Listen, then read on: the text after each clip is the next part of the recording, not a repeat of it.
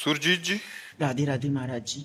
राधे राधे महाराज जी। महाराज जी, प्रश्न बहुत बार आता है कि हमने सबके साथ अच्छा करने की कोशिश की, मदद की, बट बदले में हमें ये मिला वो मिला और नफरत ही मिली। हम ये कहते हैं कि हम किसी के साथ अच्छाई का बर्ताव करते हैं तो हम बदला क्यों चाहें? भगवान ने हमें अच्छाई करने का गुण दिया है तो हम दूसरों के साथ अच्छाई करें। नेकी कर दरिया में डाल। हम ये क्यों देखें कि हम उसको पानी पिलाए, वो हमको थैंक यू बोले, वो हमें धन्यवाद बोले, वो हमारे साथ अच्छा आचरण करे। उसका बुरा स्वभाव है, वो बुरा आचरण करेगा। मेरा अच्छा स्वभाव है, मैं अच्छा आचरण करूंगा तो मुझे कभी दुख नहीं होगा और हम महान बन जाएंगे। हम लोग इसी में गिर जाते हैं कि हमने इसके साथ अच्छा व्यवहार किया, या हमारे साथ बुरा कर रहा है तो फिर हम उसके साथ बुरा व्यवहार की बात सोचने लगते हैं, तो हम अपनी अच्छाई से गिर जाते हैं। सोचते हैं भगवान तुम्हें देख लेंगे, इतना तो आ ही जाता है ना दिमाग में। अब हम गिर गए अपनी अच्छाई से। अच्छाई तो अच्छाई ही रहनी चाहिए, अच्छाई में बुरा। एक बार एक काशी में गंगा जी में बिच्छू बहती जा रही थी तो एक अच्छाई करने वाले ने उठाया, बिच्छू ने डंक मारा वैसे, फिर उठाया, फिर मारा। तो एक आदमी ने कहा पागल हो क्या, वो बार बार मार रहा है डंक और आप उठा रहे हो। बोले ये उसका स्वभाव है, बिच्छू का स्वभाव है डंक मारना, और मेरा स्वभाव इसे बचाना, मैं इसे बचाऊंगा। और बाहर एक बार कर दिया। तो ऐसे जैसे गलत स्वभाव के लोग हैं, अब आप अच्छा बर्ताव करेंगे तो वो बेचारे करें क्या? उनके पास सामग्री इतनी है, वो आपकी अच्छाई का उत्तर बुराई से देंगे। आपको चाहिए अपनी अच्छाई बचाकर उनकी बुराई को वापस कर दें। वो बुराई आप पर हावी ना हो पावे, आप पर प्रभाव ना डाल पावे, तभी अच्छाई रहेगी। और ये तब हो सकता है जब हम भगवत भाव से करें। इनमें भगवान विराजमान है तो हम इनसे बदला नहीं चाहेंगे, भगवान हमको देंगे। हमारी अच्छाई का फल हमें भगवान देंगे। ये क्या दे सकते हैं? ये बुराई ही दे सकते हैं। इस तो हम प्रसन्न रहेंगे। अगर हम किसी व्यक्ति से ये आशा रखें कि हम अच्छाई करें, वो हमारे साथ अच्छाई करे, तो असंभव। ये कलयुग है, यहाँ कपट छल, मतलब अगर आप उनकी ऐसी परिस्थिति में जब कोई सहयोग नहीं दे रहा, सहयोग दे दिया और उसको पता चल गया कि आदमी तो सरल स्वभाव का दयावान है, तो वो आपको नष्ट करने की भी सोच सकता है कि इसको फंसा लो। वो ये नहीं सोचेगा कि जब कोई साथ नहीं दे रहा था तब इस व्यक्ति ने साथ दिया, मैं कृतज्ञता प्रकट करूं। नहीं, आज का समय ऐसा नहीं। आपको बेवकूफ माना जाएगा। आप ज्यादा उदारता दिखाएंगे और ज्यादा सहयोग करेंगे तो माना जाएगा कम बुद्धि का आदमी। जी महाराज जी यही बोलते हैं। हाँ और जो छल कपट बेईमानी करे, बोले बड़े प्रवीण आदमी है। आज सम्मान किनका होता है? दंभी, पाखंडी, छल कपट का। और सत्य से चलोगे तो बुद्धू कहे जाओगे। दूसरे को जरूरत पड़ी, अपनी जेब से निकाल के दे दिया। दूसरा भूखा है, अपना भोजन दे। इसको भगवान आदर देते हैं।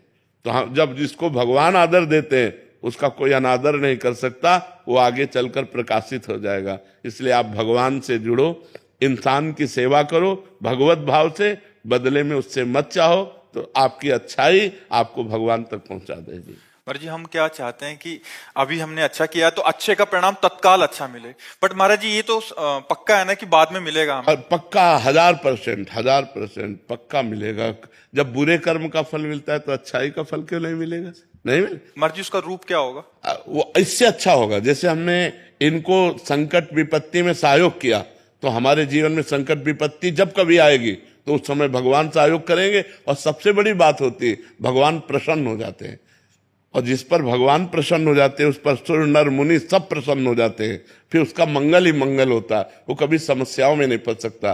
देखो, हम लोगों की एक अहम वृत्ति है जो इतना तो चाहते हैं कि भले आप हमारे बदले में कुछ ना करें, लेकिन मुंह पर इतनी बड़ाई तो कर दें। इतना काम सुनना चाहते, ये भी हटा दे, ये भी इच्छा हटा दे। वो बोले ना बोले, नेकी कर दरिया में डाल, मंगल हो जाएगा तुम्हारा। भगवान प्रसन्न हो गए तो सब बात बन जाएगी। महाराज जी, इससे संतोष हो रहा है कि बाद में तो अच्छा होगा? बहुत अच्छा होगा, बहुत अच्छा होगा। ये जो आप कर रहे हो सरकारी बैंक में जमा हो रहा है। जैसे आप किसी को दवा दिला देते हैं, किसी की विपत्ति में सहयोग कर देते हैं, किसी को भूख मिटा देते हैं, किसी को, वो बोले ना बोले लेकिन मालिक देख रहा है ना, वो हिसाब आपका करेगा, वो हिसाब करेगा तो बहुत अच्छा करेगा। इसलिए हमें संसार से नहीं, संसार के मालिक से जुड़े रहना चाहिए और ये सब कार्य संसार के मालिक को समर्पित करना चाहिए कि आपकी प्रसन्नता के लिए मैं कर रहा हूं, बढ़िया बात बन जाएगी। वही कार्य कर्म बन गया और वही कार्य कर्म योग हो गया। जो भगवान को समर्पित कर दिया गया वो कर्म योग हो, कर्म योग भगवान की प्राप्ति कराता है। और जिसको भगवान मिल गए तो फिर क्या दुर्लभ रह गया, सब आनंद मिल जाते हैं। कवित्री डॉक्टर शुभम त्यागी जी। राधे राधे महाराज जी। राधे राधे महाराज जी। महाराज जी, इसी को हम दूसरे ढंग से, महाराज जी ये तो हो गया अच्छाई करने वाला, इनका प्रश्न है अभी दूसरे ढंग से महाराज जी इसको। महाराज जी सरल जो आपने अभी बताया महाराज जी, सरल सीधे व्यक्ति को संसार में कष्ट सहने पड़ते हैं पर चालाक व्यक्ति संसार में सुख पाता है, सफल हो जाता है। नहीं, महाराज सफल नहीं होता, ये गलत शब्द है। सफल नहीं होगा। कभी कोई चालाकी से सफल हो सकता है। रावण जैसा कोई चालाक पुरुष था, सब विद्याओं का ज्ञाता, परम चालाक था। कालनेमित से बढ़कर कोई चालाक था? पूरी संजीवनी बूटी जैसी ही द्रोणागिरी में हर औषधि को कर दिया और साधु बनकर बैठ गया। हनुमान जी ने मार डाला, राम जी ने रावण को मार डाला, रहा न को कुल रोवन यारा। चालाक पुरुष सफल कैसे हो सकता है? नहीं, सीधा सरल पुरुष कष्ट पा सकता है, पर सफल सीधा और सरल सच्चाई पर चलने वाला हो। जैसे धर्मराज युधिष्ठिर बिल्कुल सीधे थे, यहां तक इतने सीधे थे कि युद्ध क्षेत्र में कल कौन सी रणनीति है वो जाके दुर्योधन सीधे पूछ लेता था। भ्राताश्री कल कौन सा चक्रव्यूह रचना है, तो वो बता देते थे। इसीलिए भगवान दो बैठक करते थे, एक युधिष्ठिर के साथ और एक युधिष्ठिर से अलग। युधिष्ठिर के साथ जो बैठक की वो चक्रव्यूह रचना ही नहीं होगी, क्योंकि वो दुर्योधन को पता हो। इतने सरल थे कि वो आके पूछ लेते, वो पूरी बात बता देते थे। तो आप देखो विनाश किसका हुआ? चतुर चालाक, जिसके साथ शकुनी, दुशासन, कर्ण, दुर्योधन के साथ इतने चालाक, चालाकी की हद थे ये लोग। तो क्या ये लोग सफल हुए? नहीं, सफल हुए सीधे साधे युधिष्ठिर जी महाराज, और नाश हुआ उन चालाक पुरुषों का। तो चालाक पुरुष तुम्हें सफल होते नजर आएगा लेकिन सफल नहीं हो सकता। सीधा साधा पुरुष तुम्हें दुख भोगते नजर आएगा लेकिन वो दुख भोगेगा नहीं, आगे चलकर वही विजय को प्राप्त होगा। थोड़ी यात्रा ऐसी है जिसमें संशय हो सकता है देखकर कि बेईमान, दुष्ट, चालाक, कपटी पुरुष उन्नति को प्राप्त हो रहा है और धर्मात्मा, ईमानदार दुख को प्राप्त हो रहा है। थोड़ी देर की यात्रा है लेकिन परिणाम में जो सही चल रहा है उसका सही परिणाम होगा और जो गलत चल रहा है उसका गलत परिणाम होगा, पक्का। आज तक की पूरा सृष्टि का विधान ऐसा है।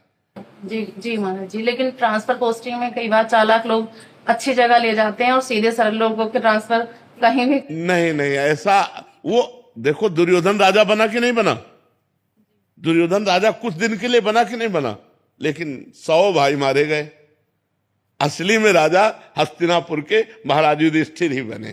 थोड़ी देर के लिए वो पद, वो दिखाई दे सकता है कि वो बेईमानी, चालाकी करके, फ्रॉड करके पद को प्राप्त कर ले, ऐसा हो सकता है, मान सकते हैं।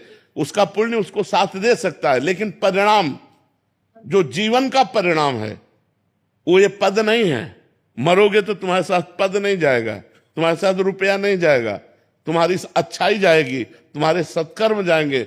और ये पक्की बात समझ लो कि जनता मूर्ख थोड़ी देर के लिए बन सकती, लेकिन जब आपके आचरणों का, और भगवान ऐसी बुद्धि भ्रष्ट कर देते हैं कि खुला आचरण, उसकी गंदगी सामने आ जाती है। आदमी की इज्जत चली गई तो किस योग रह गया? तो ये पक्का समझ लो, अच्छा पुरुष और धर्मात्मा पुरुष दुखी हो सकता है लेकिन हार नहीं सकता। विजय को वही प्राप्त होगा। यत्र योगेश्वरा कृष्णो यत्र पार्थो धनुर्धरा तत्र श्री विजयो भूतिर ध्रुवा नीतिर मतिर्मम। ये निश्चित बात है, जहां धर्म है, जहां भगवान है, वहां विजय जरूर होगी। थोड़ी देर के लिए, अब जैसे 12 वर्ष का वनवास, 1 वर्ष का अज्ञातवास महाराज युधिष्ठिर को हुआ, इतने धर्मात्मा होते हुए, और ये दुष्ट लोग मौज उड़ाते रहे, लेकिन परिणाम में महाराज युधिष्ठिर ही चक्रवर्ती सम्राट बने और 100 के 100 कौरव मारे गए। तो इसलिए हमें अपने मन को धर्म में ही लगाना चाहिए, चाहे थोड़ा दुख मिले, थोड़ा उन्नति कम दिखाई दे, लेकिन आगे चलकर वो उन्नति को प्राप्त होगा। धर्मात्मा दीपक की तरह जलता है पर वो जलता रहता है, और अधर्मी हाइलोजन की तरह जलता है पर फ्यूज हो जाता है। वो एकदम चढ़ा और एकदम फ्यूज हो गया, एकदम नष्ट हो गया। धर्मात्मा पुरुष दीपक की लौ की तरह जलता रहता है और अपने घर को प्रकाशित कर देता है। इसलिए धर्म से चलो, भगवान का आश्रय लो। बुरे आचरणों से कभी किसी का कोई लाभ नहीं हुआ, थोड़ी देर लाभ होते दिखाई दिया, लेकिन परिणाम में विनाश ही होगा, अशांति ही होगी। कभी पाप कर्म करने वाला, छल कपट करने वाला सुखी नहीं हो सकता। परिणाम में थोड़े दिन तो आपको लग सकता है कि सुखी हो रहा है, लेकिन फिर ऐसा रहेगा कि मिट्टी में मिल जाएगा, रहा न को कुल रोवनिहारा। सामने से तो बहुत सुंदर दिखाई दे रहे और पीछे जो पाप कर रहे तो मालिक देख रहा है, उसका हिसाब मालिक करेगा। मालिक की दुकान में है सबका जीवन खाता, पाई भर का भी चूक नहीं होती हमारे मालिक से। एक एक बात का हिसाब होता है। अगर हमने अंगुली भी उठाई है तो उसका भी हिसाब है कि क्यों उठाई और कैसे उठाई।